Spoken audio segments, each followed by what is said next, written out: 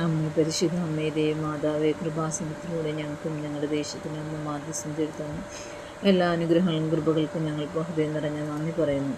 അമ്മേ പരിശുദ്ധ അമ്മേ, 2004 ഡിസംബർ 7 ഉച്ചകഴിഞ്ഞ് 2:30 കൃപാസനത്തിൽ സംഭവിച്ച അമ്മയുടെ പ്രത്യക്ഷപ്പെടലിനെക്കുറിച്ച് തിരുസഭയ്ക്ക് സന്ദർശിക്കുന്ന പഠന ഹോളുടെ മേൽ വസ്തുനിഷ്ഠവും ദൈവശാസ്ത്ര വിധിപ്രകാരമുള്ളതുമായ അന്വേഷണ പഠനം നടത്തി ആ പ്രത്യക്ഷപ്പെടൽ പ്രകടമായ ദേവമാതാവിൻ്റെ പ്രത്യേകതകളും സംരക്ഷണം വെളിപ്പെടുത്തുന്ന പീഡിതയുടെ ആശ്വാസവും പ്രവാചകങ്ങളുടെ രാജ്ഞിയും വാഗ്ദാനത്തിൻ്റെ പേടവും പ്രപഞ്ചപ്രതിയുടെ മാതാവും പരിശുദ്ധങ്ങളുടെ ഭക്തി തിരുസഭയെ കൂടുതൽ പ്രചരിച്ച് ജീവിതത്തിന് ദുരന്താവസ്ഥകളെ ഒപ്പിട്ട് കഴിയുന്ന അനേകാത്മക ഹൃദയത്തിൻ്റെ സാന്ത്വന സംതൃപ്തിയും കൂടുതൽ അനുഭവിക്കുക വഴി ആത്മീയവിശുദ്ധിയും ദൈവശക്തിയും കൈവരിക്കുവാൻ ഞങ്ങളുടെ കുടുംബങ്ങളെ ഇടയാക്കണം.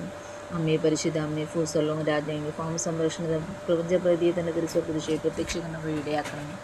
പരിശുദ്ധ അമ്മയെ ജമാല മാതാവെ, സകല കൃപാസനം പ്രാർത്ഥന ചെടുത്ത് ഞങ്ങളിപ്പോൾ പ്രാർത്ഥിക്കുന്ന ഈ കുടുംബത്തിൻ്റെ പ്രത്യേക നിയോഗം